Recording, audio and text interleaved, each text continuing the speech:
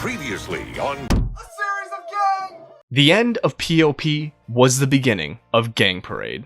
They'd begin gearing up for the Body and 7 Soul tour by releasing their next single's music video on March 10th. While I could talk about these simple yet crisp visuals, I'm gonna choose to focus on the same thing everyone else did: Saki shaving her head. The WACK Audition Camp is a yearly live-streamed audition where hopeful idols are put to the test. Yua and Yuka represented the group well in the audition. However, throughout the audition, viewers were either saying that they hadn't heard of Gang Parade, or would comment that an auditionee who performed poorly was joining the group. Now everyone was preparing for the exhibition the next day. Right after revealing the BIS editions, Watanabe pulled a fast one and announced that Saki would be traded to BIS in exchange for Aya Eightprince joining Gang Parade.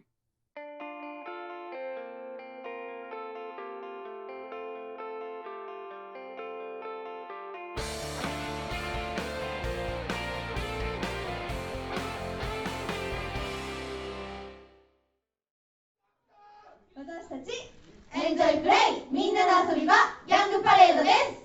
よろしくお願いします。よろしくお願いします。I want to open this section by providing some extra context.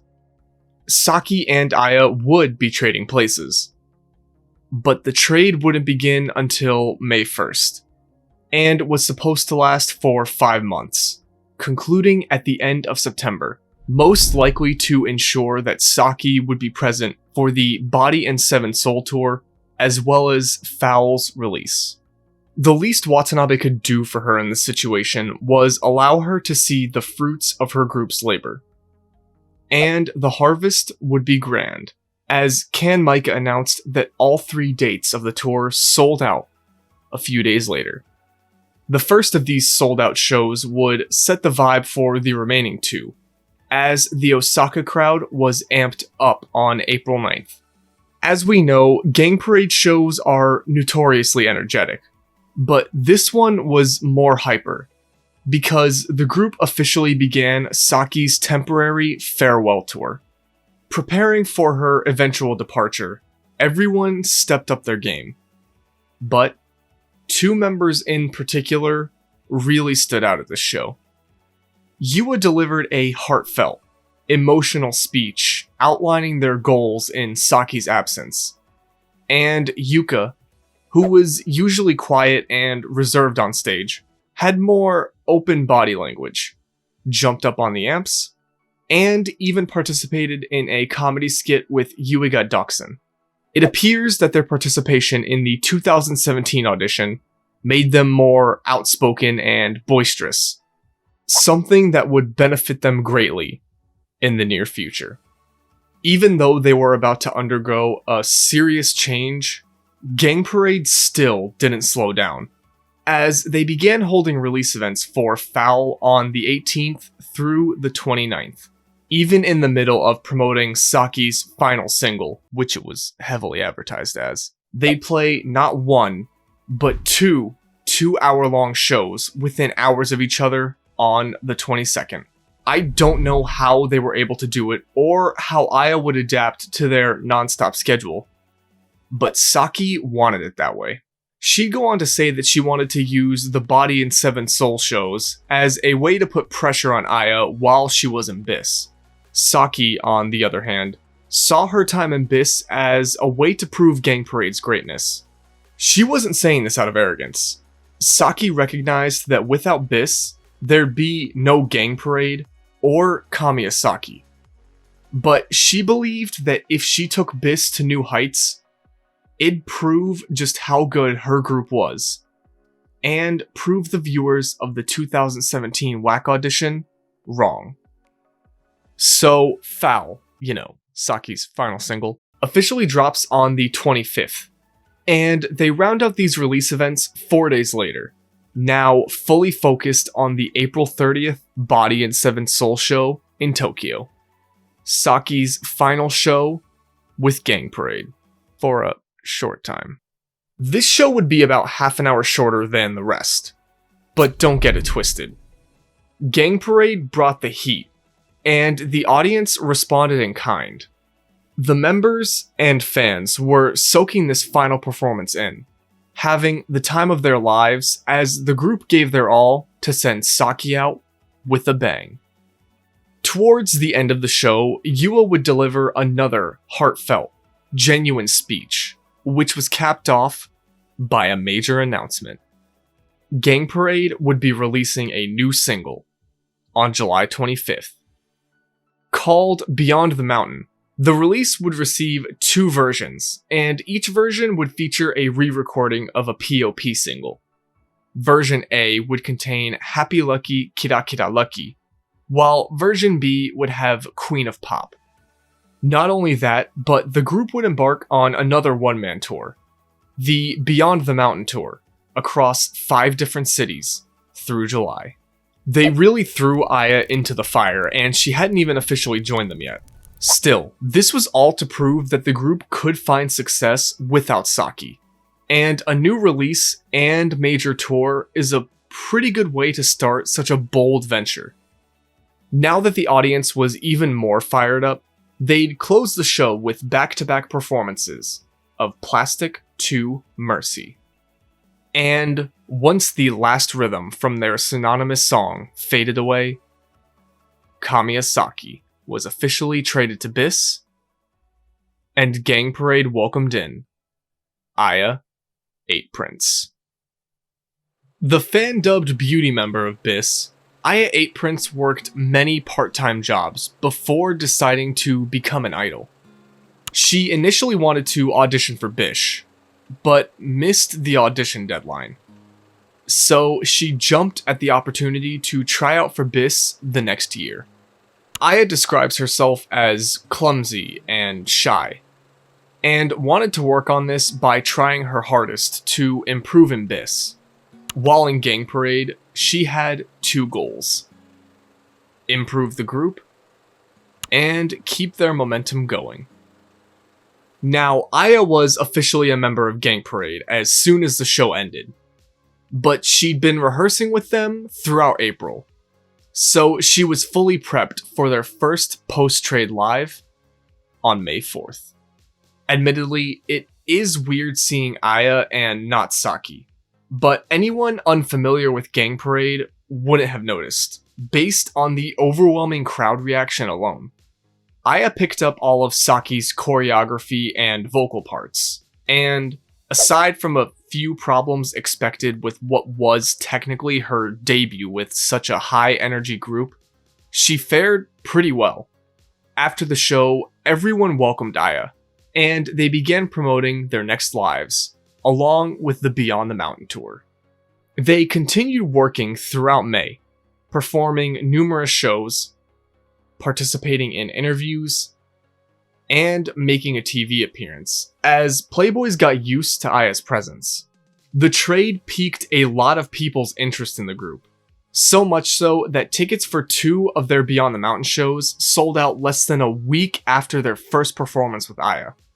Some fans were even hoping to buy tickets from anyone who bought duplicates, while others were scalping theirs online. Also, as a quick aside, Yuiga Doksun started writing her own Fueled by Ramen column, which would be published alongside members' solo interviews.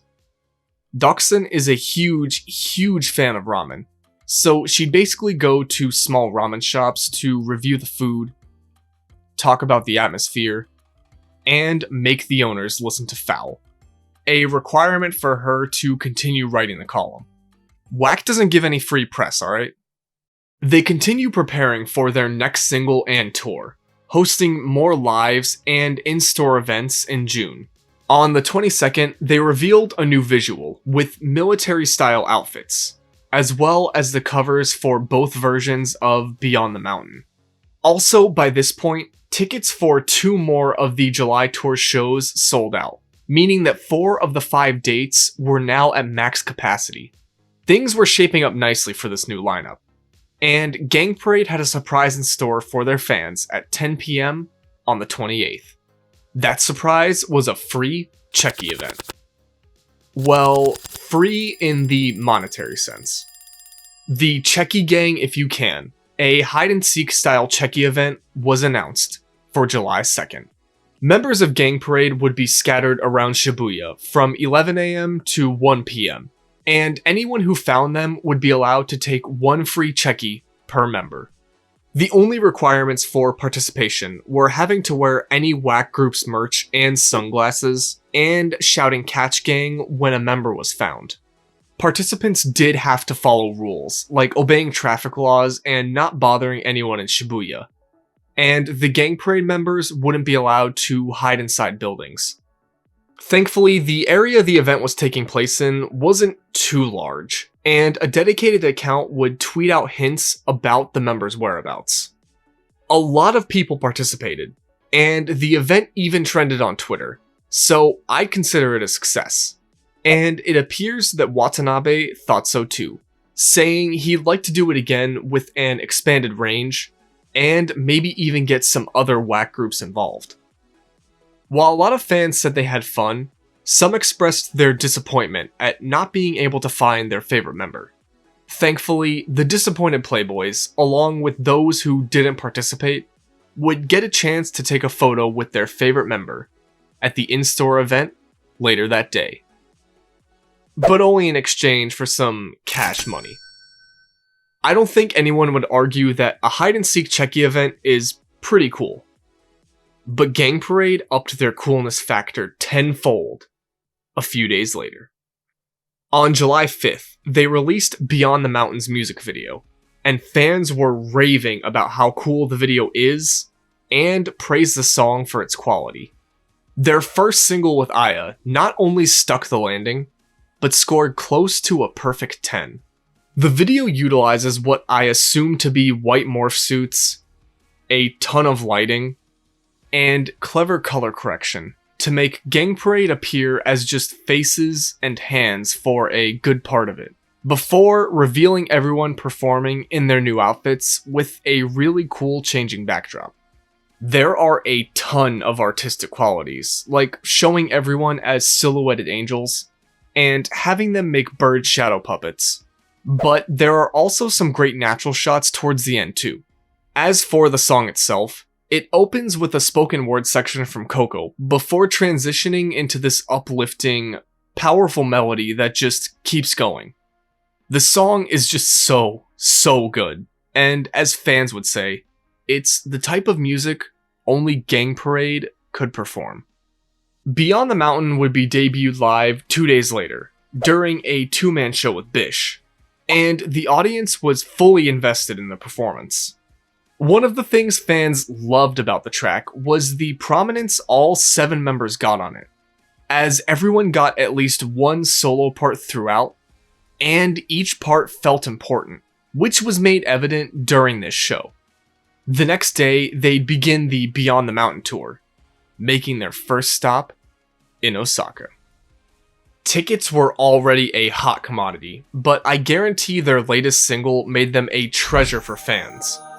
Gang Parade gave their all, as they always do, and the Playboys started to get used to Aya being a part of the group, with some even saying that they didn't want her to leave. They kind of get their wish, but let's not rush this. To celebrate a job well done after the show, Coco snorted more udon. That can't be good for you, but she always wound up getting it out and eating it anyways. So at least she didn't waste food? They'd perform 3 more dates of the tour on the 16th, 17th, and 23rd, tearing the house down for the energetic audiences before holding release events, starting on the 24th.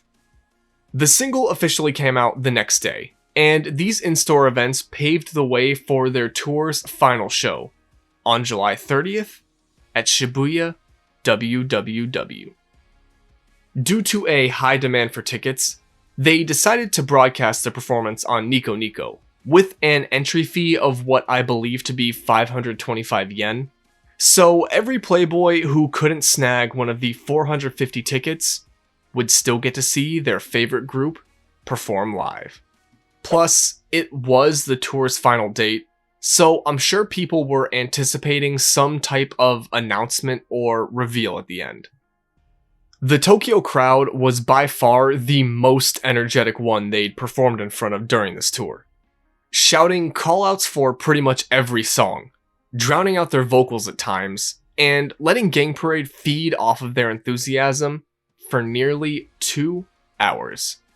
And as a reward for their energy, they'd gift the audience some big news. Yua revealed the title of their next album, along with its release date. Gang Parade Takes Themselves Higher, set to drop on November 21st. She also announced that on November 20th, Gang Parade would challenge themselves by holding a one-man at their biggest venue yet, the Ebisu Liquid Room, with a capacity of 900. With 2 months left in the trade period, Aya wouldn't just realize her goals for the group. She'd surpass them. But she alone didn't improve Gang Parade. It truly was a team effort, with everyone putting in more than their fair share of effort, and their producers churning out fantastic music. And as a reward for their hard work, Saki now had something major to look forward to upon her return at the end of September. Or she was supposed to. On August 3rd, Watanabe announced that BIS member Petty Ubu had been hospitalized, and because of this, BIS would be unable to perform their August 6th show. So Gang Parade and Bish would hold a performance in their place. For the record, Petty came down with infectious enteritis, which is caused by food poisoning. By August 6th, she was eating candy and exercising, and Coco lightened the mood by reading Petty a get well soon note. So thankfully her condition wasn't too serious. But this isn't another BIS video.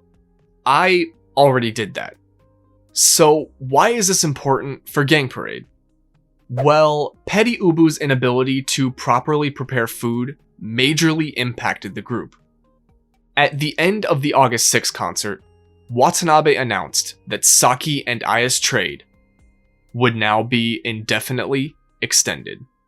You're probably thinking, what does Petty's absence from BIS have to do with Gang Parade? I'm gonna give you my answer, but keep in mind that this is pure speculation, because the actual reason was never revealed. Fans were very vocal about their love of Aya being in the group at lives and on social media. And the same sentiment was reflected in Beyond the Mountain's response.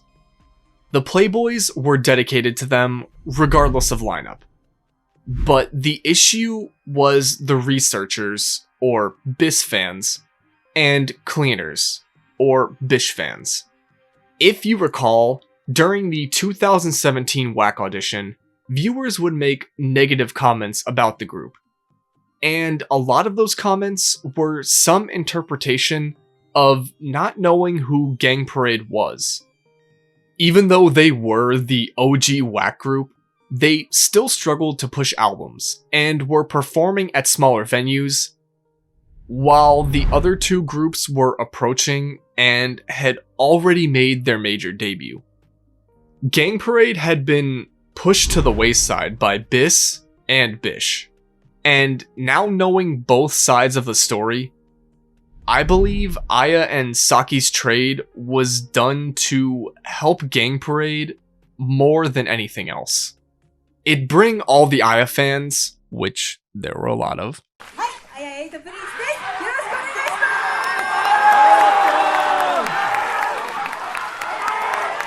to Gang Parade, and would push the group into the spotlight more. The reaction to the trade extension was largely positive, but there were those disappointed by Saki's extended absence. Luckily, those fans would get a chance to see her and Gang Parade together. Sort of. Because a nationwide BIS and Gang Parade tour was also announced on the 6th. The incredibly named Hell Clash Break tour had 8 dates from October 1st to November 4th. And it was sure to be wild, given the collision of two of Idol's most uncontrollable groups. Many looked ahead to what seemed like a prosperous future for Gang Parade, and the group got back to work to make it a reality on August 10th. They'd continue promoting their next album, One Man, and tour with BiS throughout August and September, including some in-store events alongside BiS, all without Saki's return in sight. But it's not like Saki didn't keep in touch. In a July interview, Yua revealed that Saki kept in contact with Gang Parade about their personal lives, but never talked about the group with them, because she was a BiS member. Keep in mind that BiS was still a rival group to Gang Parade, and the other 6 members wanted to find success without Saki. So there probably was a sense of competition between Saki's own group and her. Despite that, Miki still texted Saki the night of her BiS debut just to tell her how awesome she was. Aww. I also feel like I should include that, unlike her temporary groupmates, Aya completely cut off contact with the rest of BiS, muting them on the Line messaging app. She said she did this so she didn't worry about the group. Yet, in an interview with Pordui, she said she felt like Aya was, quote, dragging BiS. So Aya was on a personal quest to improve herself along with Gang Parade. She also said she felt more like an equal member in Gang Parade as opposed to BiS, due to Pordui's experience level. The difference being everyone's opinion was heard and discussed in detail, whereas in BiS she felt like Pordui's word was law.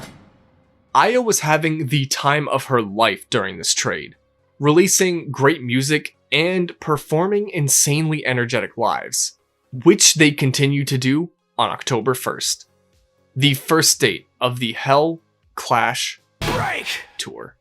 They perform a 9-song set, but the most notable thing to happen was a comedy segment towards the beginning, in which Aya emerges wearing a cardboard leaf and gives Micah a snack, in what I think was a shout out to their Hiroshima audience. They usually pay homage to the city or venue they were performing in during their lives, but this one was so exaggerated and honestly good that it's worth mentioning.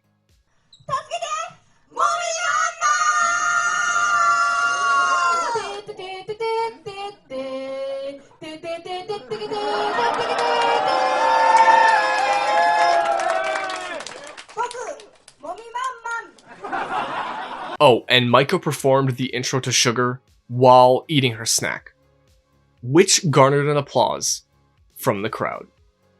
Gang Parade's frenetic performance and natural charisma set the stage for BiS to follow up.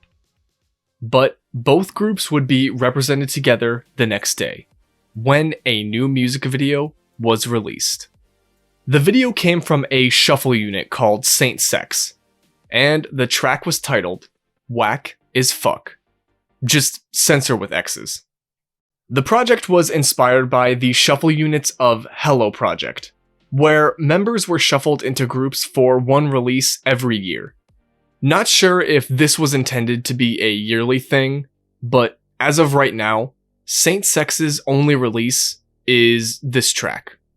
Anyways, the group was made up of BiS, Bish, and Gang Parade members, with Miki, Yua, and Aya representing Gang Parade, and Saki representing BiS. The video is really weird.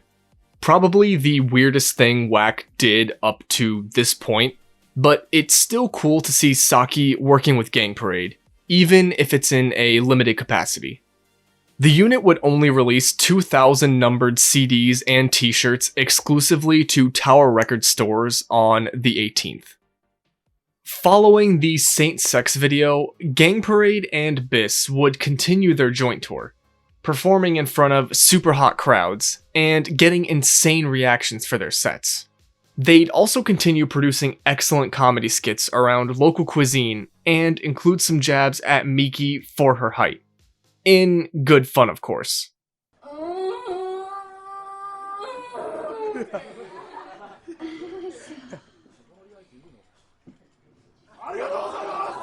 And by this point, Gang Parade with Aya was a well-oiled machine. Their live performance was phenomenal. Their choreography on point. And their chemistry was natural. Nobody could ever replace Saki, but Aya was working her hardest, and though she didn't fill Saki's shoes, she bought her own pair, and was walking in them just fine. As the tour was still going on, they unveiled their new outfits. The cover of Gang Parade takes themselves higher, and gave fans a taste of the album, as the music video for their eponymous song was released. The song would take a Western rock inspiration, complete with a breakdown and beating electronic rhythms that support a consistent, heavy instrumental. The video made the group look like outlaws, badasses doing whatever they wanted, which gave it a very rock and roll feel, and enhanced their coolness factor once again. Gang Parade wasn't meant for your parents or nerds. Fans expressed their love for the song and its video, as hype for the album continued building. 2 days later, the Hell Clash Break tour came to an end, and they were back on the live circuit promoting their next release. But just because they were in the home stretch of their album's release, didn't mean they couldn't have some fun, right? On November 9th, they announced another hide-and-seek Checky event set for the 12th in Shibuya, as if the coolest idol group couldn't get any cooler. This time, the area was far larger than before, but the same rules still applied. Be courteous to others, obey traffic laws, etc. The only real difference is that Gang Parade merch had to be worn to participate. If you were in need of some merch to participate in the free event, WACK had your back. All you had to do was swing by their Multiple Maniacs storefront and ask the nice cashier for a shirt or hat or something.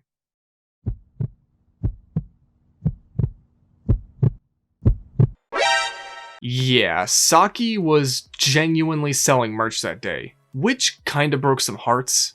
But it's nothing a little hide-and-seek can't fix, right? Maybe not. The extended area made tracking anyone down far more difficult than I think they anticipated. Members would frequently move to more recognizable locations and landmarks, and the game's Twitter account began posting multiple images of their surroundings. At one point, Watanabe even tweeted that he'd give any member who wasn't found during the event 100,000 yen. Luckily for him and his wallet, everyone would eventually be found. And much like the previous event, the day closed out with a mini-live to celebrate the game, where unlucky fans could pay to take photos with anyone they may not have found. The very next day, WACK gave the Playboys a chance to open their wallets once more, because they announced the WACK General Election. Backtracking to October, the company announced WACK and Scrambles Works, an album to celebrate WACK's 3rd anniversary. Every idol under contract was shuffled into random groups, where they'd cover a Bish, Bis, or Gang Parade song, as well as a few songs from out of left field. The album also contained Whack as Fuck, Empire's pre-debut song, and originals from Kenta Matsukuma and Watanabe. Anyways, included in each copy of the record was a code that was good for 1 vote in the election. The performers that took home 1st and 2nd place would be awarded with a solo debut. The election period would run from 11 AM on December 6th, the album's release date, to 3 PM on the 27th. Based on what we've seen so far, it's easy to assume that Gang Parade would fare pretty well in the election. But we'll cross that bridge when we get to it. The Playboys were buzzing about this, starting to campaign for the group as soon as it was announced. But they'd refocus everyone towards the album on November 15th, when the music video for Ime Nai Uta dropped. And, hoo boy. Hoo boy. Musically, there's only one way to describe it. Nasty. But in a good way. It's pretty much dubstep, just not as messy. Think of the music that used to play in the early 2010 Call of Duty ads. Musically, it's that. The song's title translates to meaningless song, which is reflected in its lyrics, where they sing about being unable to wear roller skates, the Olympics, and being reborn then becoming rich. It's bananas. The only reason I mention the lyrics is because the video follows suit, in that it too makes no sense. Gang Parade are dressed in outfits ripped right from a teen magazine, as they dance in front of a green screen, run down a street in slow motion, and honestly just do whatever they want for most of it. It's all meaningless. You should see its choreography too. Sheer madness. I do have to give props to Aya though. That's a baller outfit.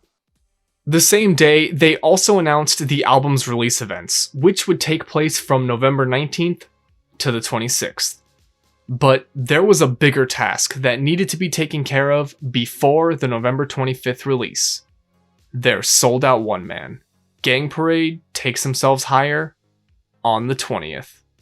The 900 Playboys in attendance were pumped up as Gang Parade let loose, opening the show with Plastic to Mercy. The energy in Ebisu Liquid Room was palpable throughout their nearly 2-hour set, which included some skits, bangers, and naturally, a major announcement. Before the encore, every member got a minute to say a piece on their goals and dreams for the group, most of which included supporting their friends and taking Gang Parade higher. But Yua's piece would put their words into action. She revealed the title of their next single, Breaking the Road, set for release on February 20th, 2018. If that weren't enough, she also announced the Gang Parade Breaking the Road tour, with 8 dates from January 20th to February 23rd. The tour's final show would be held at My Navi Blitz Akasaka, which has a maximum capacity of, and take this with a pinch of salt, 1,418. Though its capacity is definitely over 1,000. The audience erupted for this announcement, and Gang Parade responded with 2 more songs to close out the show. After yet another major tour and new single being announced, they'd go back to in-store release events, continuing to promote Gang Parade Takes Themselves Higher, which was released on November 25th. The album is definitely different from any of their previous work, regardless of what they were named. It opens with Ime Nai Uta, then Gang Parade, but then jumps into a few more upbeat, pop rock sounding tracks. Beyond the Mountain and re-recordings of Foul and Plastic to Mercy also made their way onto the track list, which made sense since Aya was here to stay for the foreseeable future. The day after their album's release, Watanabe announced that WACK and Scramble's works would be releasing early on iTunes, and people were raving about hearing their favorite idols collaborate on some of their favorite songs. However, once the album officially released on December 6th, the time for fun and games was over. To some extent. A lot of Playboys showed out, encouraging people to purchase the album and vote for Gang Parade members, with Miki getting the most fan support in the first few days. But of course, it wouldn't be a WACK event without a little campaigning. Most of the members took the traditional route, with Yua encouraging fans to vote for her, Miki releasing a short clip of an original song, and Saki trying to use the election to help Bis. Everyone wanted one of those solo debuts, and the fans were doing their damnedest to help a Gang Parade member earn it. But for Coco Paten Coco, much more than a solo debut was on the line. On December 5th, Watanabe asked fans not to vote for her. Why?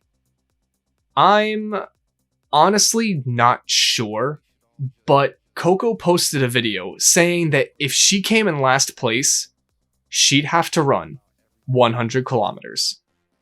She stated that she wanted to sing, not run, and asked the fans to vote for her. Unfortunately for Coco, attention would be diverted from the election on December 8th.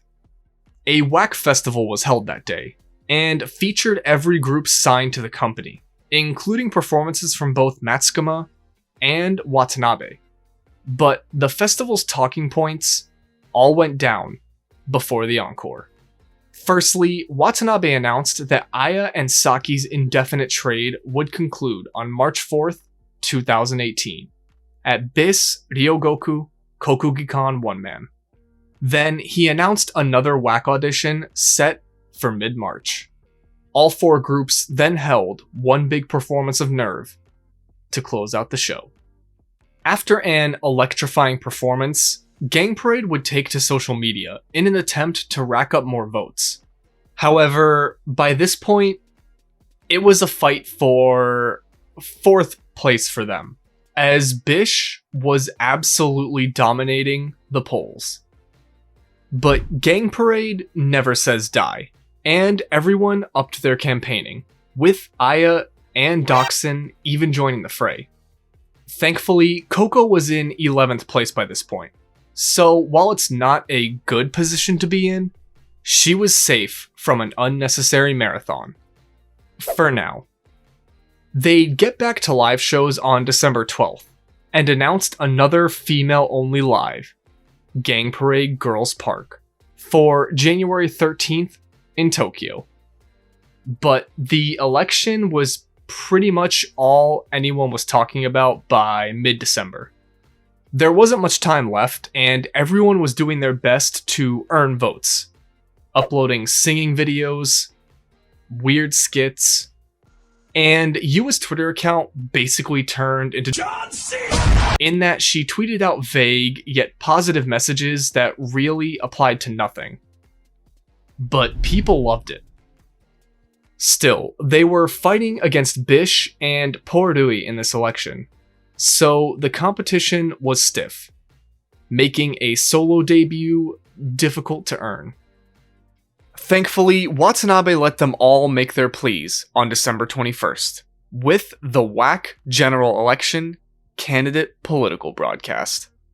Everyone pre-recorded a minute-long message attempting to persuade viewers to vote for them, and Gang Parade certainly made an impact. Miki used most of her time to sing the chorus of We Are the Idol. Aya shoved her face in the camera, which was probably a good enough reason for some to vote for her. Micah put her leg above her head while standing. Coco said she'd run the 100 kilometers if she won. But Doxin probably made the biggest impact. 私は最下位です今 Because she was in last, she pretended to break down and begged fans to vote for her, resulting in her broadcast being the most talked about. Again, Gang Parade never says die, and since there was time left, they weren't throwing in the towel just yet. Also, Saki shaved BIS logo into the back of her head. I don't see any other BIS member with that type of dedication. Away from the stiff competition of the election, they continue performing small lives and promoting the Breaking the Road tour through late December.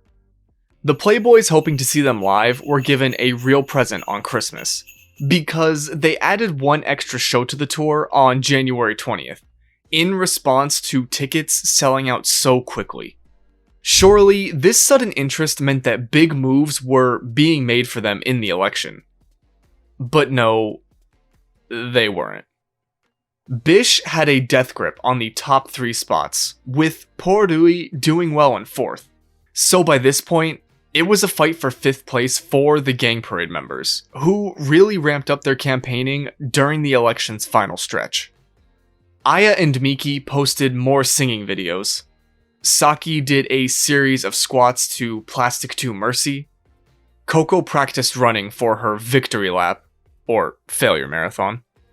Dachshund posted some strange yet entertaining impressions. Yua made a compilation video that belongs on YouTube circa 2007. And Micah performed an insanely smooth dance routine to Iminai Uta. All of their efforts would come to a head on December 30th, the day of the big reveal. The outcome was announced on a year-end livestream, in which everyone participated in sort of a year-in-review event for 2017. Fans would find out who won towards the end of the stream, and Gang Parade was represented strongly. Just not well. Yuka came in 14th. Micah in 12th. Coco in 11th. Saki in 10th. Yua in 8th. Aya in 6th. And Miki in 5th. Yuka did surprisingly well, considering she didn't really participate very much during the election period. And even though they'd accumulated votes, mostly everyone took the results hard, holding back tears and speaking with shaky voices. すごく嬉しくて、投票してくださった皆さん本当にありがとうございます。 This is something we'll revisit later on. Unfortunately, despite their determination and talent, the solo debuts wouldn't be going to anyone from Gang Parade. Instead, being awarded to Bish's Aina the End and Sent Chihiro Chitty. But fortunately, any negative feelings were all put behind them, as they enjoyed a nice buffet following the election results. And during their meals, they'd learned some news that was sure to turn those frowns upside down. That's just awful that I just said that. As sort of a joke prize for coming in 16th place in the election, Yuiga Dachshund was awarded a solo debut of her own. Albeit an indie one, but it's still a solo debut nonetheless. And her friends couldn't have been any happier for her.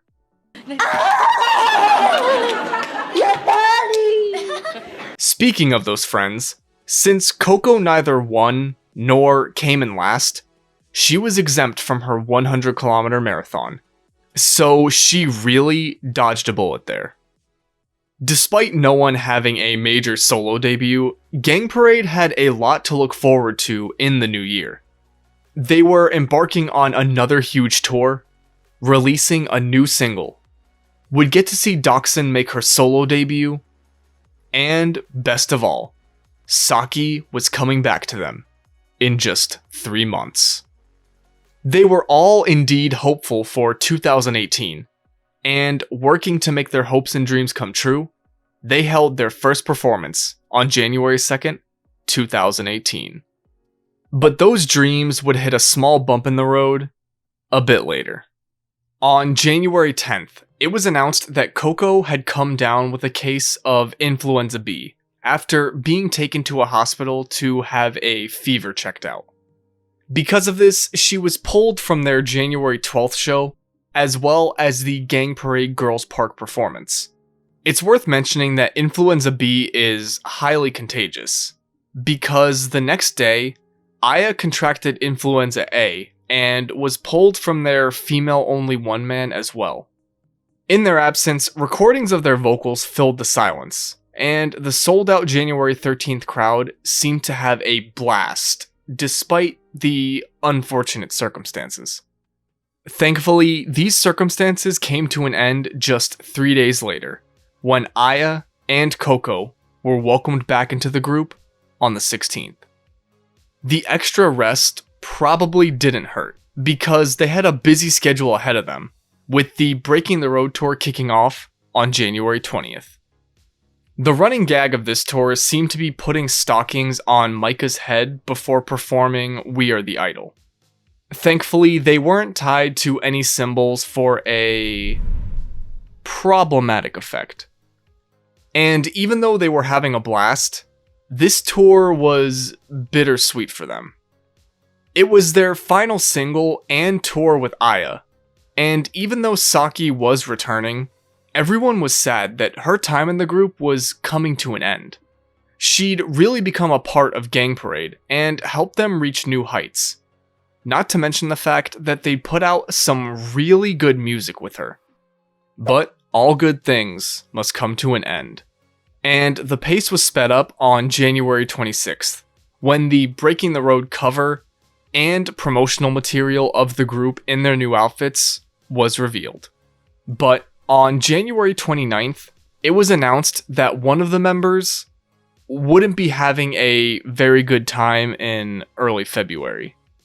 Remember Coco's promise of a 100-kilometer marathon if she won or lost the WACK election? Well, she decided to give the people what they wanted. Nobody really wanted it. And run the 100 kilometers anyways. She'd be starting in Atami on February 7th, and would make her way to a studio in Hanzamon, where her group mates would be waiting for her. The whole 24 hours would be live streamed, and the rest of Gang Parade would also be streamed watching her stream. So it's kinda like a paradox, or something. I don't know if that's the right word, I'm not that smart.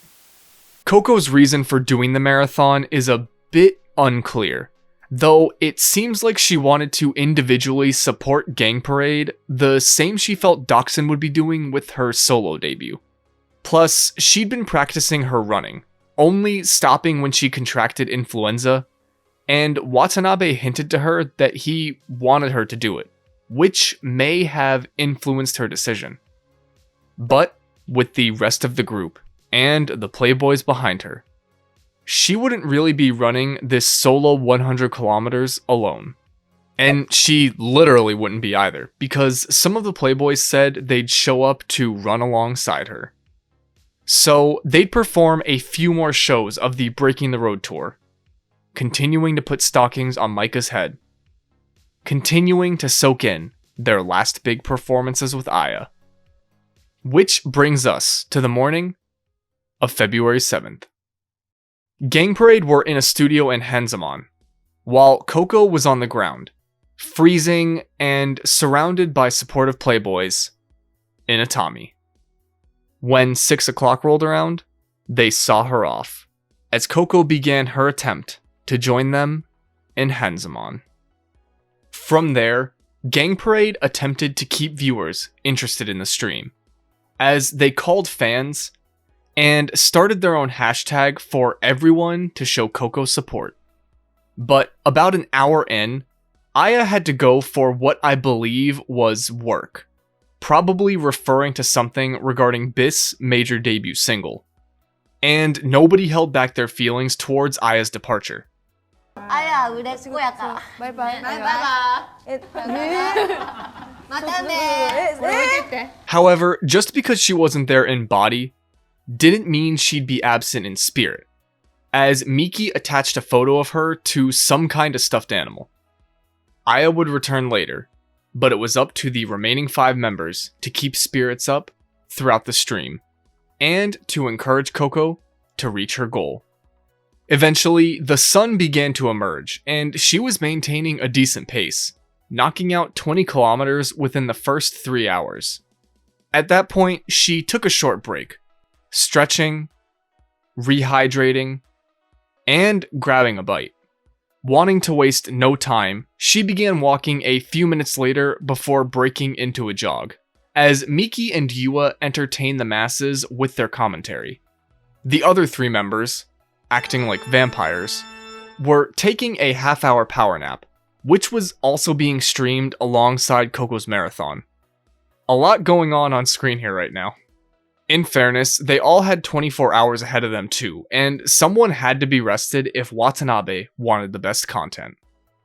Once everyone was awake, Gang Parade used the stream to plug Breaking the Road, the singles tour, and Bis' March 4th show, where Saki would be returned to the group. As Coco made more headway, the group showed off fan art and put it on display in the studio, before playing some type of question-answer game, which brought out everyone's competitive spirit. They were then served lunch, as Coco was hunched over, out of breath, on the corner of a street. She'd get another break a little bit later, after knocking out another 20 kilometers, where she re-energized, interacted with her group, and even received some encouragement from a fan over the phone. Feeling revitalized, she took off for the next checkpoint, gradually increasing her pace to reach the goal in time. Not that she had to, she was killing it early on, likely wanting to leave some leeway for the closing hours of the marathon. As the day went on, Gang Parade continued to bring the entertainment, performing dance tutorials and showcases of Gang Parade and Beyond the Mountain, which brought Coco some much needed motivation. She'd been stopping more frequently, likely due to fatigue setting in, but not to sound cliche or anything, the music motivated her, brightening her spirit and helping her continue her journey as she jammed out with her friends. Never let anyone tell you it's just music. Those performances were just enough to push Coco to reach Hiratsuka City, nearly 50 kilometers away from Atami. By this point, it was about 12:30, so she was making excellent time, utilizing her breaks effectively and often, and using her passion for Gang Parade to keep her motivated. Now that she'd reached another major point in the marathon, and since the intense performances wore them out, the rest of the group decided that it was nap time once again. This time, they'd take over an hour to rest, as Coco continued pushing forward, probably envious of her group's forgiving sleep schedule. Granted, she did get a break when they got ready for their nap, but it was only about 13 minutes, which she used to refuel, stretch, and spray some of the funk from her shoes, before getting back on the trail. Coco pretty much ran the entire time her friends were asleep, making excellent progress. And when they awoke, they read more fan tweets, added more art to the wall, and even drew their own pieces for her, all of which are certainly unique, though Yuka and Doxon's works stand out for obvious reasons. Throughout their nap and art competition, Coco knocked out another 12 kilometers, bringing the remainder down to about 42. From there, they'd take more calls, with Coco participating to the best of her ability, and they'd get her input on their art, which she seemed to enjoy, before taking another break to interact with viewers more. She'd then change clothes and continue the marathon, as Gang Parade started a game of Uno, which could have very well filled the remaining time.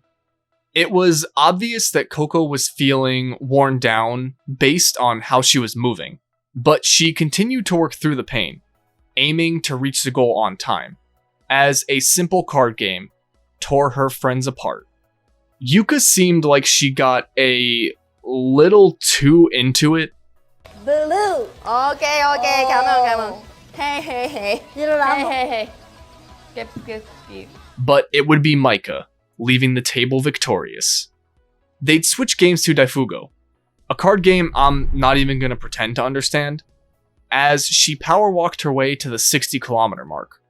She was closing in on her goal, but as 5 p.m. rolled around, the sun began to set, the temperature started to drop, and the effects of the marathon had Coco looking like she was running on autopilot at this stage. I'd imagine the decreasing temperature had some kind of negative effect on her legs, which must have already been in agony by this point. She was literally hunched over on the ground for about 10 minutes, her face looking totally empty, and she even struggled to put on her scarf before taking off again. She was definitely in a bad way, but the fan interaction brought life back to her. And as we've seen in the past, Gang Parade isn't made up of quitters. So there was no chance that Coco was throwing in the towel. As soon as she started running, everyone was back to reading fan tweets, showcasing art, and playing games. Coco herself would take another short break, then grab something to eat and go. Now that it was completely dark out, she probably felt more pressure and a stronger sense of urgency, especially since she had to finish the marathon before sunrise. It's easy to assume that she felt like time was against her, along with many, many other factors. Even though the effects of the 60 kilometers were evident, Coco continued pressing onward, jogging when able, but mostly making progress by walking.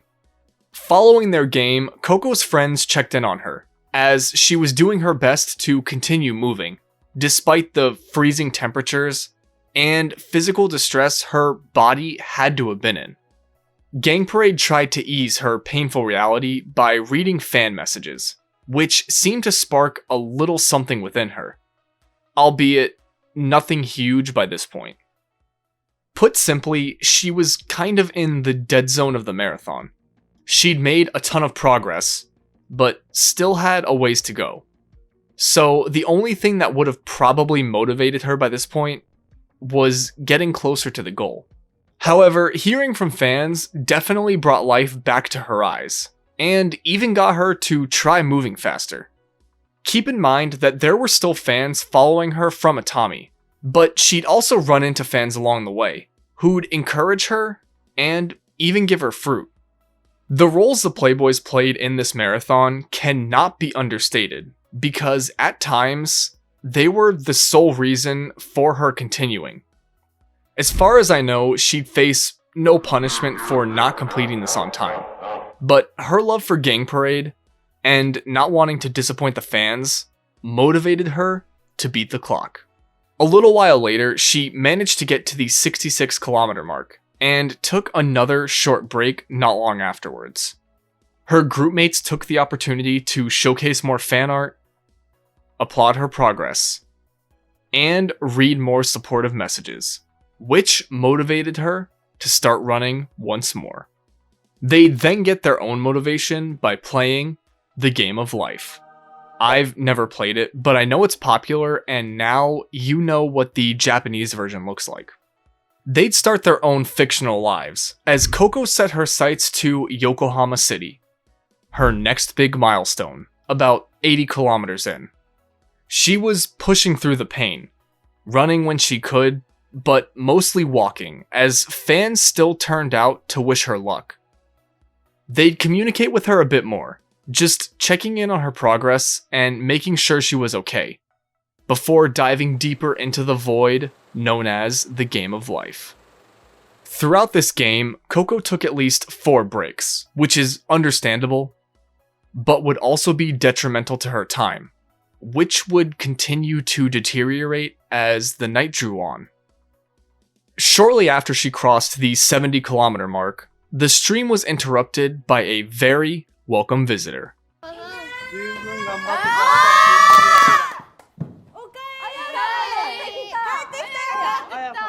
Making her grand return, Aya Eightprince burst into the frame to show off her drawing of Coco before being sucked into Gang Parade's game. Funny thing about Aya's return, actually.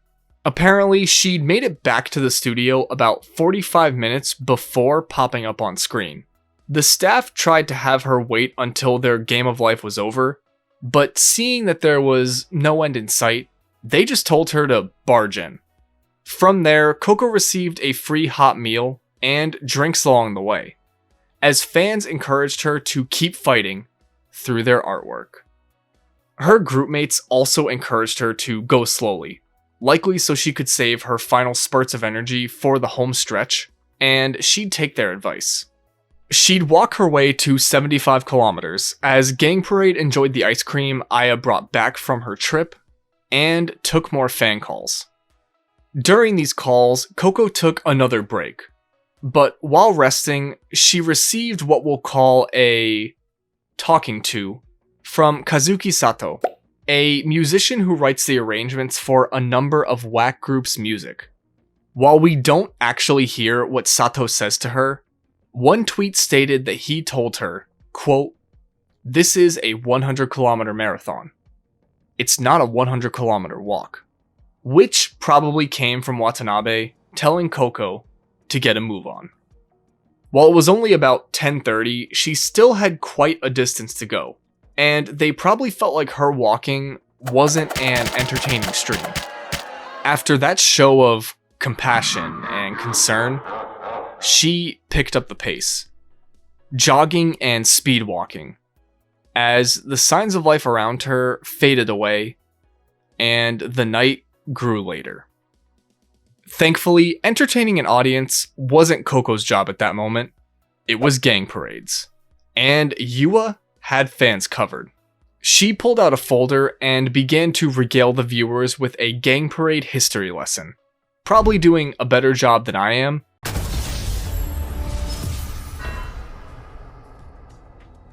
But it's all in Japanese, and only up to early 2018, so you're stuck with me. In the middle of this crash course, Coco made decent progress, but she also received a phone call from someone that said something that clearly affected her. I've scoured Twitter and tried listening as best as I could, but I was not able to find anything on this call. But whatever was said shifted Coco's mood, as she snapped on someone who put their hand on her back, causing the broadcast to fall silent for a bit. She took off jogging, practically ignoring her group when they tried speaking to her, seemingly 100% focused on reaching Hanzamon. Whatever it was, Gang Parade got things back on track a little later, discussing Coco's remaining distance amongst themselves and encouraging their friend to do her best. Yua would then bring class back in session, resuming her history lesson. They'd use the history lesson as a way to shoe in another plug for the remaining dates of their Breaking the Road tour, along with the single. Which is kinda like a college professor mentioning their novel during a class, only less scummy. However, the plug would be cut short when Dachshund noticed Coco was joined by Kenta Matsukuma. Everyone was excited to see him, but he didn't randomly pop up just to support Coco. He was joining her in Kajigaya, which was about 86 kilometers from Atami. Of course, Coco didn't react. How could she after all she'd been through? But her friends continued wishing her luck, knowing she had this in the bag. After a hug, Matsukuma sent her off jogging, and she was probably feeling revitalized from seeing a familiar and friendly face in person for the first time in a while. She didn't really stop jogging from there either, only halting at traffic lights, but utilizing those opportunities to stretch and rest her legs. She knew she was nearing the end of this thing, and I think that pushed her further than she thought she could go.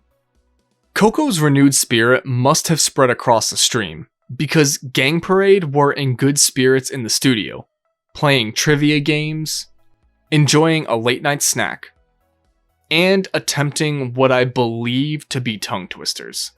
日焼けって10回言って。日焼け日焼け日焼け日焼け日焼け日焼け日焼け日焼け日焼け日焼け。They check in on Coco again before calling more fans and showing more fan art to the stream, including one hell of a drawing from Bish's Ling Ling.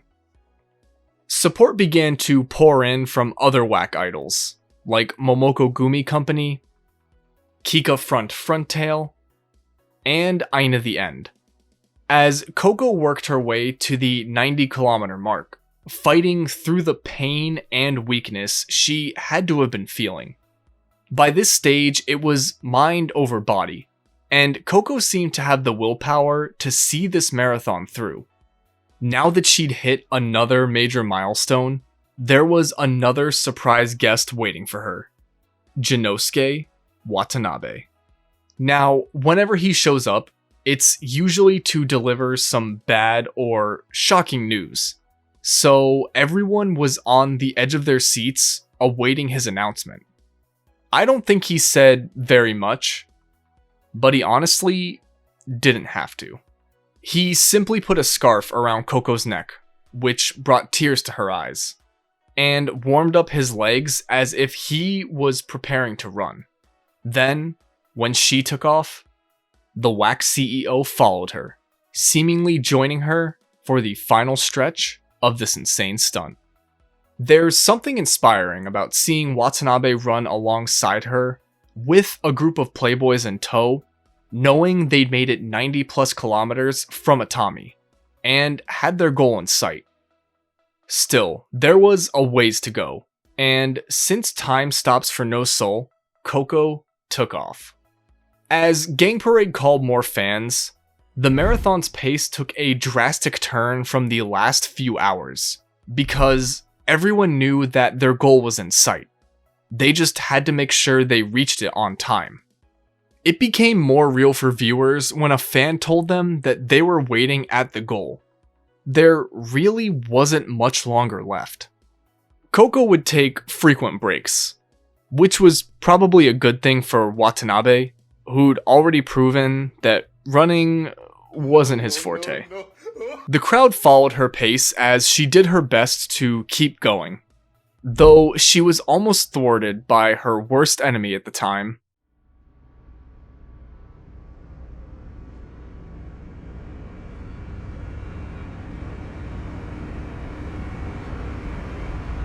Stairs. Seriously, within 4 kilometers, she went up and down like 7 different flights of stairs.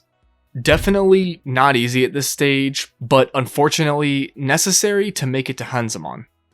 Within those last few kilometers, Gang Parade read more supportive messages as Watanabe, Coco, and the Playboys pressed onwards, only stopping to stretch and catch their breath.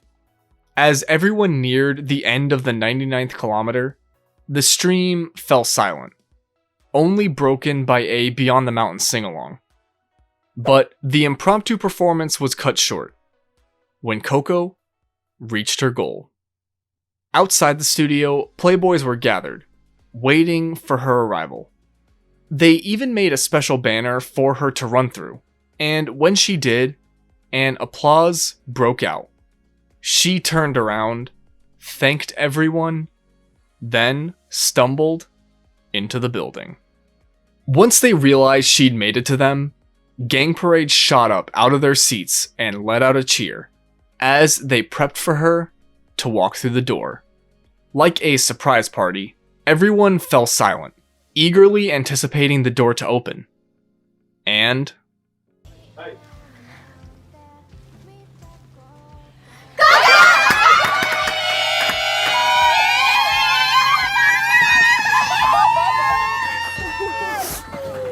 when she walked in, they fired off little streamers, congratulated her at the top of their lungs, and surrounded her in a group hug, as tears immediately fell from her eyes.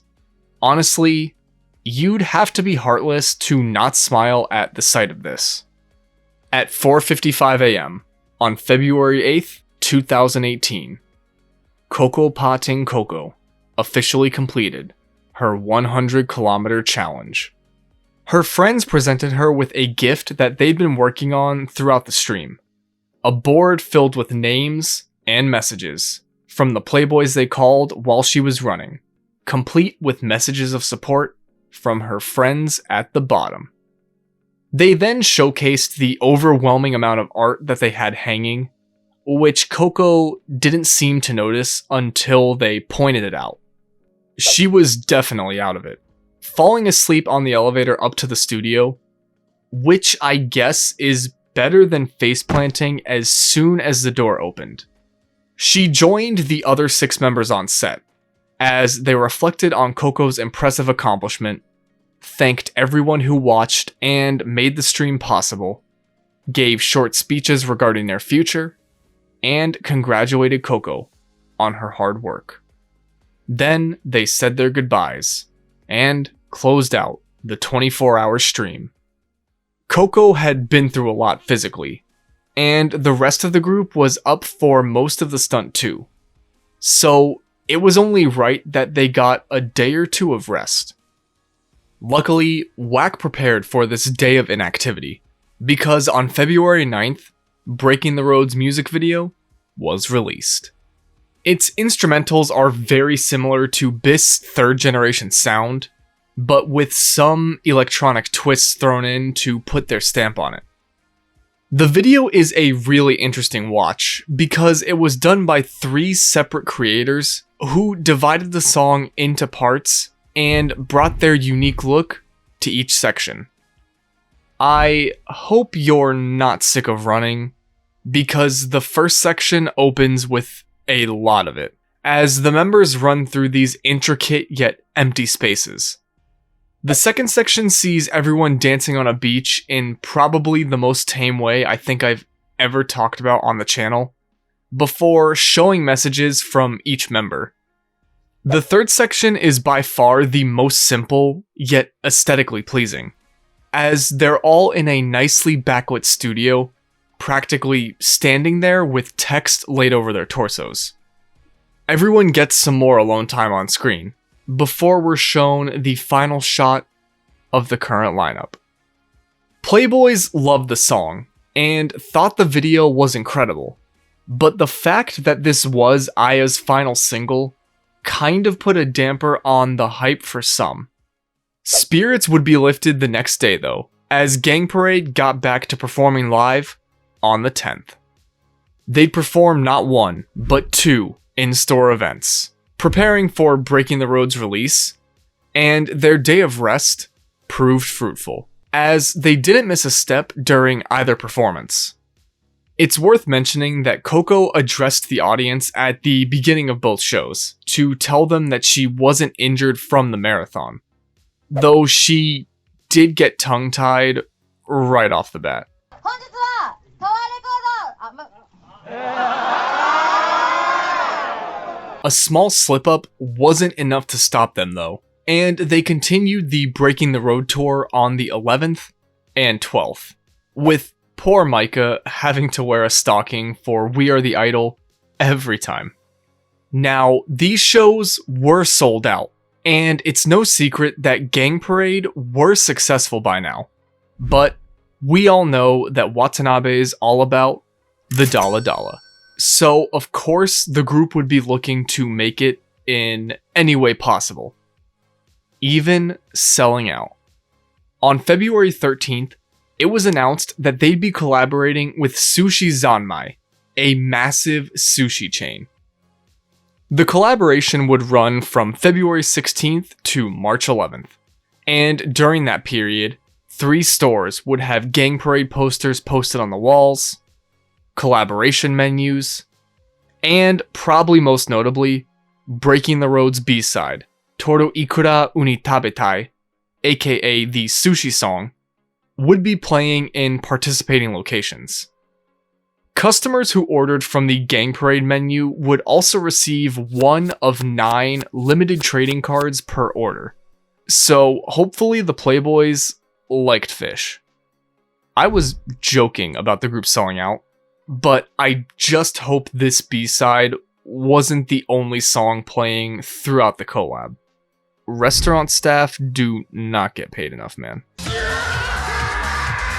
Moving forward to the 16th, to celebrate the campaign's kickoff, they released a music video for Toro Ikura Uni Tabetai, and it is the most wild thing I think I've ever seen.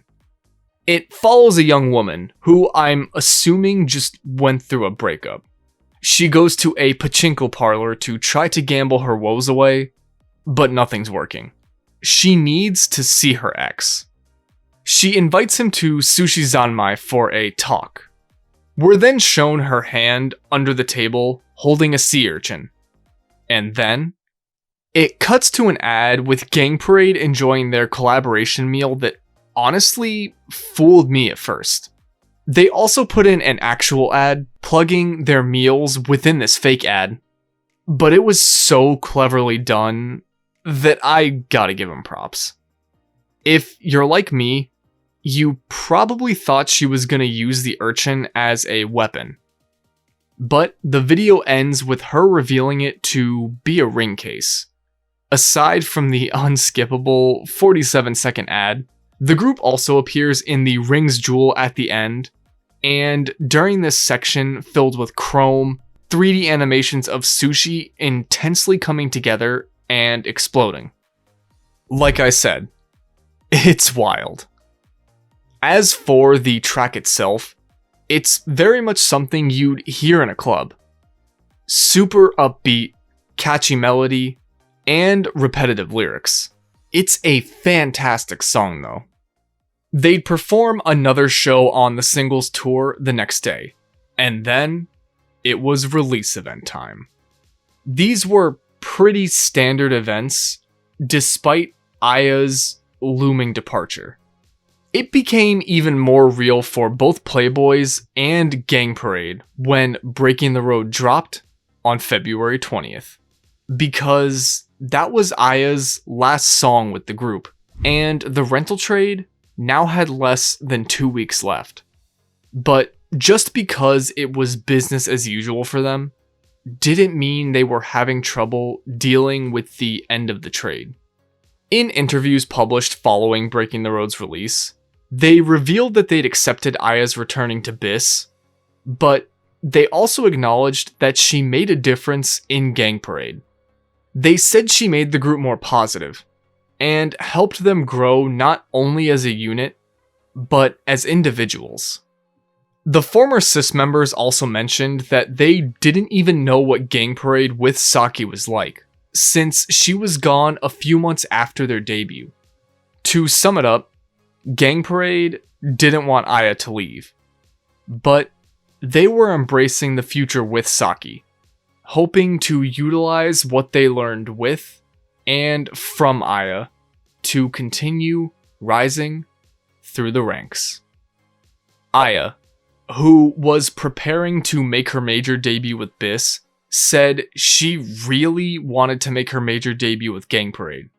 She was torn between both groups when the trade's end was announced, because she'd fallen in love with everything about Gang Parade, but got her start in BIS. In the end, she wanted to bring her experience from Gang Parade to BIS, and the other members understood. By this point, she was rehearsing with BIS again, but in spite of that, she was still Aya from Gang Parade, and she, along with everyone else, wanted this lineup to leave an everlasting impression on every Playboy in attendance of the tour's final show. On the topic of that final show, they'd be reaching an unprecedented amount of Playboys. The final Breaking the Road tour show, titled Making the Road, had sold out My Navi Blitz Akasaka, meaning they'd set yet another attendance record, this time of over 1,000 fans. But Gang Parade was a hot commodity, especially with this being Aya's final major show, and WACK wanted to capitalize on the hype. On the 19th, they announced that the show would also be live streamed, which a lot of fans were extremely grateful for, because I'm sure tickets were hard to come by. Watching it on Nico Nico was better than nothing though, because Gang Parade certainly left an impression with this performance.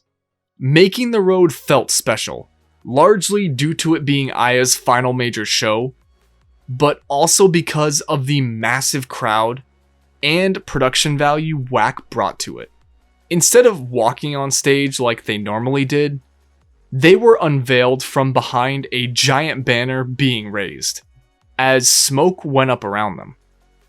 The introduction alone made them feel like stars, and their performance only aided in that perception.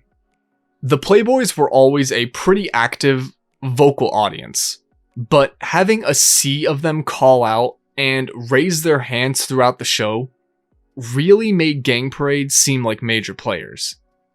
The audience was hot throughout the 2 hours, as everyone pushed themselves to their limit, keeping the energy up, working at the top of their game, and giving their all for 20 songs. Yet, the audience was still chanting, "Not enough yet," after the final song, Foul, was over.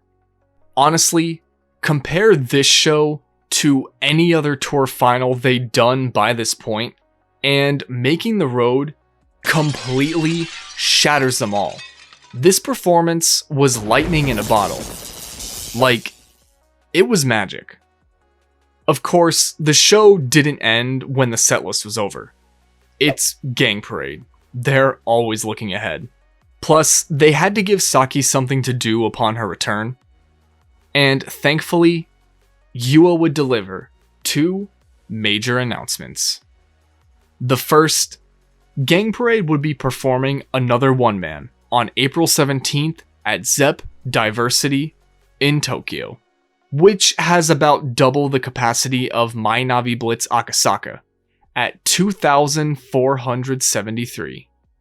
The second, their next single, Gang 2, would be released on May 29th. The crowd responded really well to these announcements, but they responded even better to the encore performances of Breaking the Road and Plastic 2 Mercy. The capacity crowd violated the no jumping declaration they'd put in place way back when, but confetti was also fired from the ceiling during Plastic 2 Mercy's final chorus, so I guess the Gang Parade staff made an exception for just that night. After the party was over, they'd spend the next 2 days continuing to promote Breaking the Road. They held 3 in-store events each day, and even played some older tracks for Aya, who started to get emotional as she realized she didn't have much longer left with Gang Parade. Because of that fact, the Playboys were soaking in the final days of this lineup, and she was getting the most out of these intimate performances. They'd take a few days off before re-emerging for a free live on March 2nd. Then, they set their sights on the fateful day, March 4th, at Ryogoku Kokugikan. Since the show was really about Bis and Porui's graduation, Gang Parade only got to perform 2 songs, but they made sure to hammer home the symbolism in just about every way. Aya performed wearing her Breaking the Road outfit, whereas everyone else wore their Foul attire. If you recall, Foul was Saki's final track with Gang Parade, and the mismatching outfits were likely done to represent a return to how things were. Or they just wore that to match Saki. Whatever the reason, the first song they performed was the fan favorite, Beyond the Mountain, sort of the staple of Aya's time with the group, and their final performance together was energetic, passionate, and on point.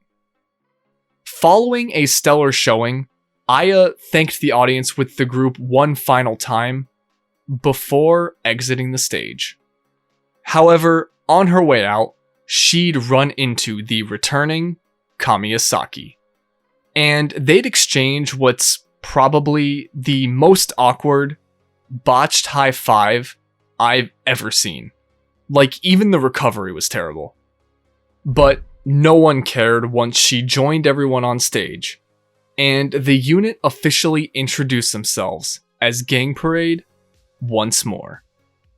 It's a good thing they did wear their Foul outfits, because that's the very first song they'd perform with Saki in over 10 months. And the audience erupted for her the minute she performed her first solo part.